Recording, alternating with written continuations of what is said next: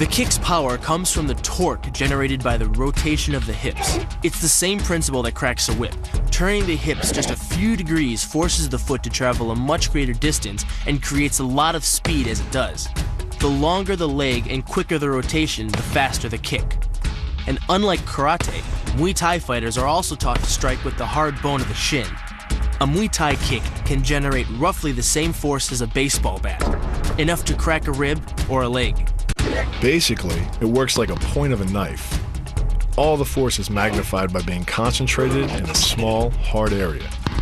Even if the elbow doesn't deliver a knockout, it will almost always leave a nasty cut and often end a fight. It's not the arms, but the legs that drive our fists. Like a piston, the explosive power of the legs is capable of generating hundreds of pounds of force, all to a very vulnerable area, the soft underside of the opponent's jaw. Like the Hanuman move, the flying knee relies on the explosive power of the legs. But rather than spread the power of our blow over two fists, it concentrates it into the spear point of the knee and combines it with the force of gravity. It's the equivalent of hitting our opponent in the chest with a sledgehammer. The hyperextension of the elbow, created by pulling back on the locked arm, virtually ensures that he will be taken down. The knee strike to the wrist dislodges the knife and further loads the elbow and shoulder. The technique can easily result in damage to the elbow joint, the tendons of the rotator cuff, or even a broken arm. The key to this move is turning your opponent's lower arm into a lever. By grabbing his arm during the initial attack, you set up the lever such that direct loading to his elbow joint is achieved. Once the elbow is locked and loaded, you can pull a much heavier opponent off balance by simply lowering your center of weight. With practice, the ninja can hit his intended target from distances as great as 45 feet. At impact, that's more powerful than a Major League Baseball pitch. This move is more about timing and precision than power.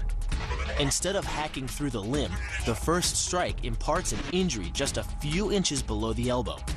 The sword's razor-sharp blade easily slices through the soft tissue of the attacker's arm. This opens up his defense and provides the ninja a clean opportunity to deliver the kill stroke, a powerful shot to the top of his head.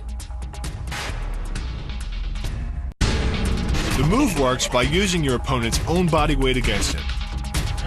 The first strike can land at speeds greater than 20 miles per hour and can stun your opponent with the same injury-producing energy as dropping a bowling ball from over 11 feet onto his torso.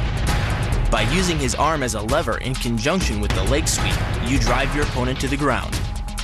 Once he is on the ground, you follow up with a devastating strike to his face.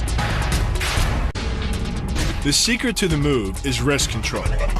By rotating your opponent's wrist to the maximum extent of its range of motion, the bones of the wrist lock against the bones of the forearm and make it impossible to bring the strong muscles of the upper arm to bear. Then, you can pull your opponent off balance and into a potent knee strike. The combined force of the knee strike and your opponent's forward momentum can be as much as 2,000 pounds, enough to dent sheet metal. The effectiveness of the Pola Kaimao lies not in raw power, but in speed. By relying on your triceps to snap the strikes forward over the elbow, 3 blows can hit in 7/10 of a second. The final impact of the strike to your opponent's face can deliver as much as 175 watts of power, more than enough power to stun him or crush the cartilage of his nose. You then add insult to injury, firing one last shot into one of the most sensitive regions of the body, the groin. Pulling off the move relies on 2 factors. The first is to combine the block and the strike into a single action. This reduces the time your opponent has to respond to just 1/10 of a second. But the real focus is to aim your strike at the throat. Because as little as 76 pounds of force can collapse the larynx, the strike doesn't need to deliver a lot of force to be deadly. One blow like this and the fight is over.